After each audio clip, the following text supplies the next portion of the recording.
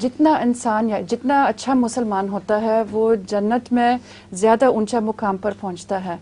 تو کیا جو نیچے جو بنسبت نیچے والے مقام پر ہے وہ اونچا والے مقام والے کو دیکھ سکتے ہیں، اور کیا جنت کے اندر بھی انسان نیچے والے مقام سے اوپر کوئی ترقی کر سکتا ہے؟ ہاں، رسول اللہ صلی اللہ علیہ وسلم نے فرمایا ہے ترقی کر سکتا ہے اگر ایک انسان نیک ہو اور اس کے ماں باپ زیادہ بلند مقام کے ہوں تو وہ ان کے ماں باپ کی خاطر اللہ تعالیٰ اس کا رتبہ اوپر کر کے ان کے ماں باپ کے ساتھ ملا دیا کرتا ہے.